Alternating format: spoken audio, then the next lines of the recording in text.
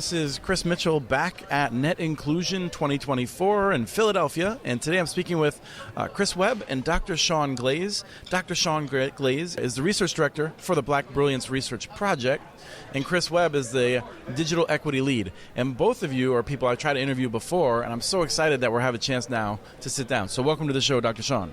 Thank you so much. Really excited. So great to have you. So great to be here. Hey, Chris, say hi.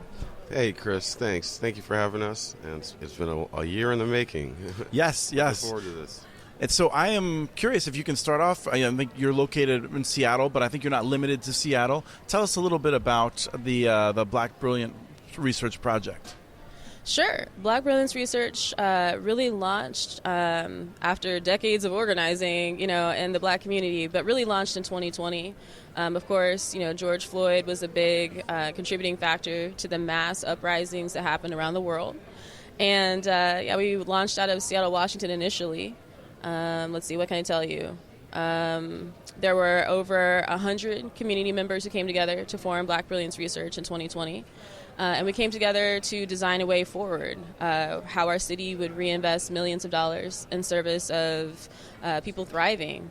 We asked three key questions. What creates true community safety? What creates true community health? And what do we need to thrive?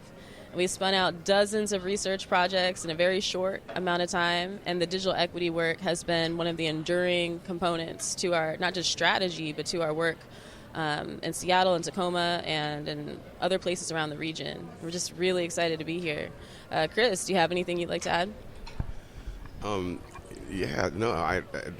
The project began, as Shaun said, it spun off of it began in response to the George Floyd killing, and Shaun brought me on to support the work as the Digital Equity and Internet Access Research Team lead in September. And very quickly, things began to grow exponentially in terms of what Shaun saw as the possibilities that were resulting from our research. And within 2 months, we entered into discussions with the Detroit Community Technology Project leadership and the University of Washington, and within 2 months after that, we launched our first Digital Stewards cohort, and we were actively building community-based networks. Well, and when you say research, I want to clarify for a second, because I think a lot of people, first of all, you've got doctor in your name. You're talking about research. Yep. Oftentimes, my first thought is this research that's published in a manner that a journal I can't access, and even if I can, I'm going to be super confused just reading the abstract? Yeah. Is that the kind of research you're doing? What? That's a good point. Let me break that down. So the kind of research that I specialize in is called participatory action research. Is what happens when you bring traditional research and activism together when they have a baby. That's participatory action research. And I've been doing it for years, changing local, state, federal policies and practices around workforce diversity in the construction trades, women, and the political sphere. And so I've been pretty lucky to have had that experience before the whole thing happened in 2020. And so when our city got together and said, hey, we'd be happy to divest millions of dollars and reinvest them into community, we just need a plan. And if we don't have a plan, we can't do it. And so I was like, oh, it sounds like what you really want is to bring together the communities that have been harmed by these policies and practices and have them, as the experts, come together and create that plan for you. And so that's what it was. The city of Seattle will end up reinvesting $30 million through the process that we designed. Or at least a process informed by our design, because they always change stuff. And then the King County, Washington, would end up having 2 cycles of participatory budgeting. After that, again, informed by our work. The state of Washington would end up having $200 million for the Community Reinvestment Fund. That's informed by our work. And so what it looks like, though, is regular people coming together and being curious together, thinking about things together, finding out information together, and then saying, here's exactly what we want this to look like, and then testing things out, seeing what works, and saying, here's the way forward. So to your point, it's not like the traditional research thing where you have someone kind of swoop in out of nowhere, collect a bunch of information, swoop out, interpret it, and then put it on a shelf somewhere where no one's going to read it. Instead, it is people who are most impacted really designing the futures that they want to see. And that has been the most incredible thing in terms of this digital equity space, because we just finished our 5th cohort last year, and we're about to launch our next cohort as part of the Connecting Minority Communities pilot program. And we'll be training people how to do this research. We'll be training people how to build these networks. We'll be training people how to write grants. We'll be training people how to do mutual aid and community organizing and start businesses. And so when we think about research, to me, it's about trying new things, seeing what works, and really like creating that future you want to see. How did, well, I should say, when you got ramped up, how quickly did you zero in on internet access and digital equity as a main focus? Immediately. Immediately. I mean, you have to realize for us, we had about 100 people. A third of them were currently or formerly incarcerated. So they intimately understood how the control of information and the control of power. And then you had folks who were, I mean, all walks of life. We had elders, we had youth, we had who were differently impacted. You know, like the young people, their schools were closing. The elder people who, at that time we were in Seattle, which is the first city in the whole country, United States, to know we had COVID. And so like a lot of decisions were being made very quickly. And our elders, like, they were being isolated in part for their protection. And so we knew it was important for that. We had health workers and community health workers who were talking to us about the spread of mis and disinformation around, like, how do we keep each other safe? We also had teachers and software engineers. We just had a lot of people who immediately understood it. And we had a city, thankfully, that had already been making investments for years in digital equity and digital equity research, but was really consumed with the other pressing needs of the pandemic. And so at the city level, when you look at where the investments were going, we were really concerned that the investments weren't going to go to where our communities needed. We were so concerned about that. Chris, you wrote like multiple briefs. You were having meetings with the city, with the county. It was incredible. I don't know if you have something you want to add, but it was just like we knew immediately, and I found you immediately. I think, I was, the project launched, I believe it was in June of that year. Shaun had been searching for someone to step in to lead the team, realizing and recognizing that that internet access and realizing that internet access and digital equity were a key component of a healthy community, a healthy digital ecosystem, and a healthy social ecosystem as well.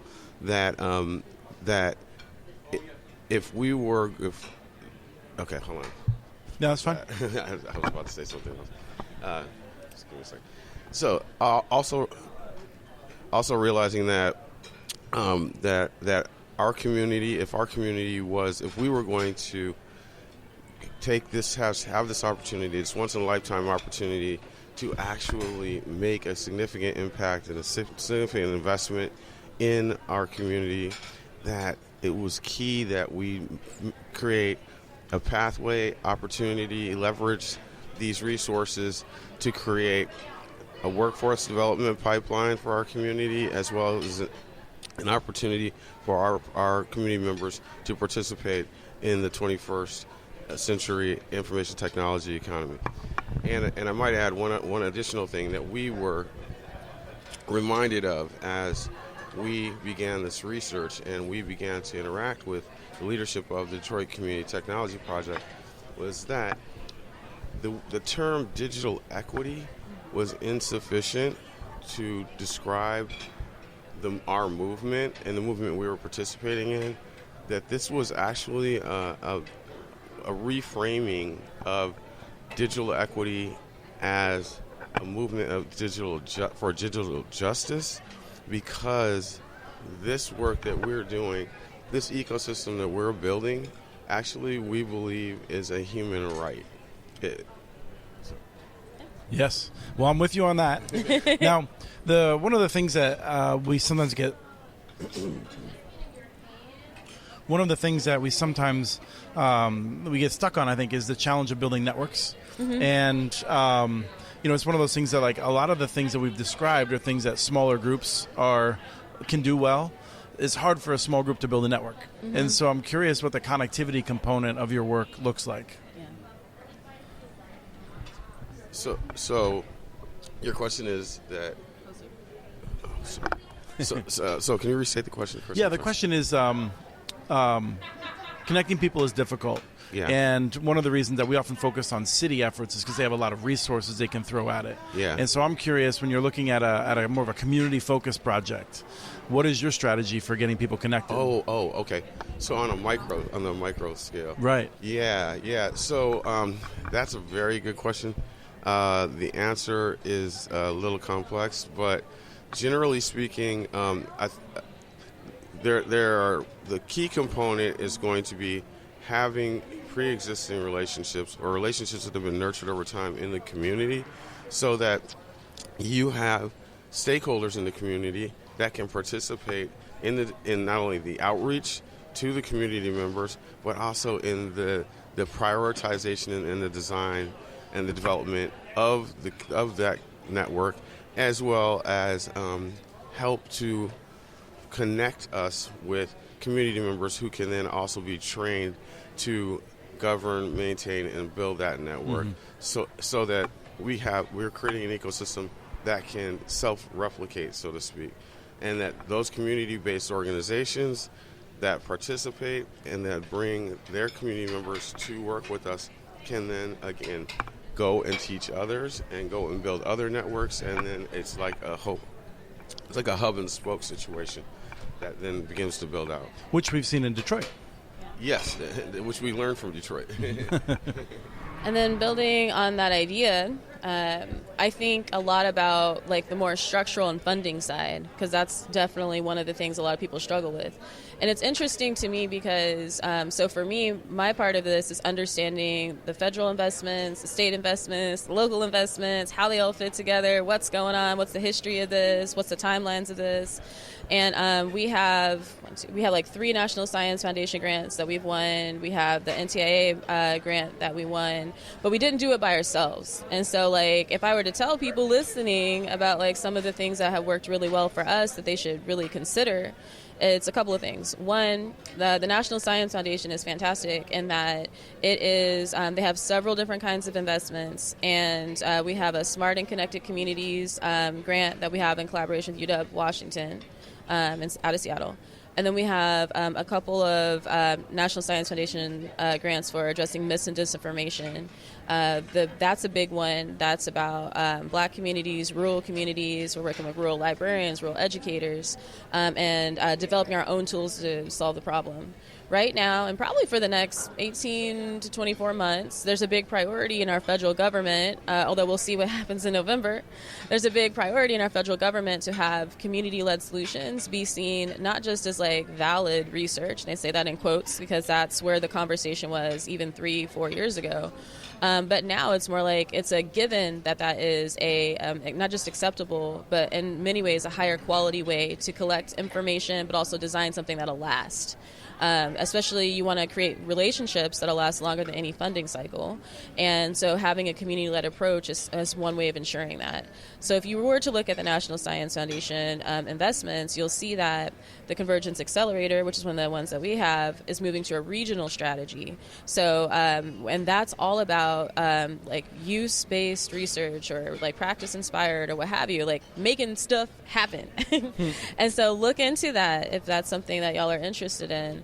And we would be happy to talk to y'all about the complexities of that and like how to navigate relationships and negotiate things with the universities if you want to collaborate.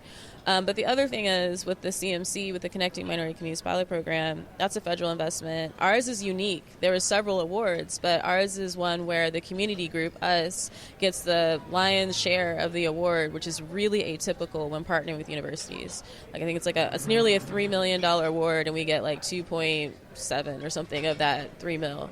So understanding how to navigate the systems, understanding regional planning organizations and their priorities and all that other stuff is so much a part of this, because community is brilliant. It has such great ideas about what it needs, but the resources are often farthest away from the communities that are most impacted. So you need someone or a group of someones to be there, like connecting the dots and really like funneling laser focus into community to have, massive scale projects where you're going to be training over 140 community members on how to like change the world.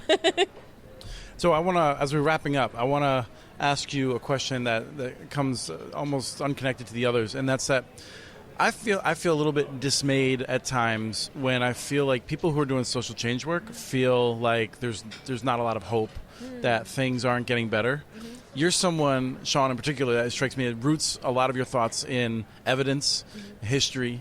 How do you feel? Do you feel like we've been making change and that we're moving in the right direction? There's a reason to be hopeful in doing this work? Oh, absolutely. I sometimes get surprised when people are really pessimistic, because even if you just look at it strictly from this perspective of someone presented here at Net Inclusion, they're talking about the pace of change.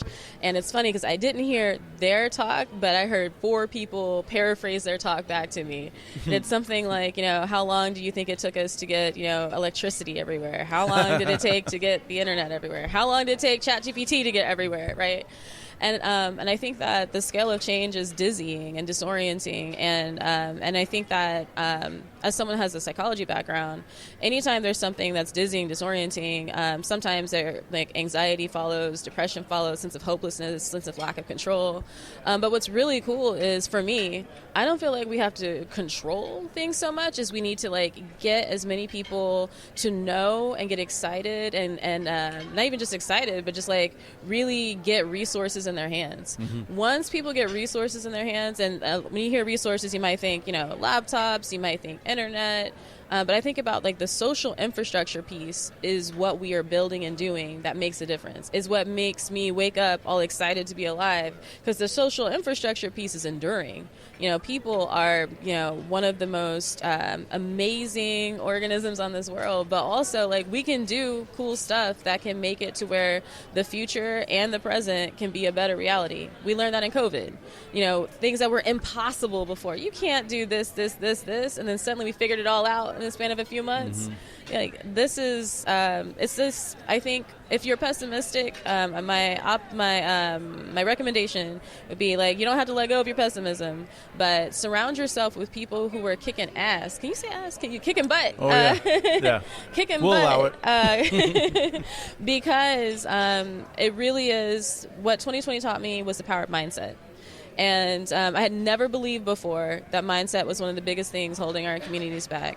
But I tell you, when we launched BBR, when we launched Black Brilliance, and we suddenly had an opportunity where the city said, we're going to listen to you, and the city was going to put money in people's hands, and we knew we were going to be able to hire people. And before we had hired all 105, I would spend like 13, 15, 16-hour days talking to community about this project, doing daily podcasts, doing press conferences and teach-ins and all of this stuff, going to community groups, talking about this research, come, join. And I would spend hours talking to people who were so uniquely qualified to do this work, people who'd been incarcerated, people who'd been harmed by systems, and they would be talking me out of hiring them. I'd be like, okay, great, like I have this opportunity. And, they'd be like, I don't have a resume, I don't have this, I don't have that. Anyway, the reason why I bring this up is I think it's the same thing for all of us that are on the front lines. It's like we think that we need to have X, Y, and Z put together, and you don't. What you really need is people around you who, like, really believe in what you're doing in order to keep going. Do you have anything? That was great. Let's see if you can follow it, Chris. That's hard to follow up. Yeah, I would. The only... Shaun said it. Sold my thunder. What I would say, just to add to that, is that there is no hope, and we should all give up. Yeah, right. Let me beg to differ. No, but what I will just say is that just we work with technology, we work with ecosystems, we work with social ecosystems, and we work with ideas. I think that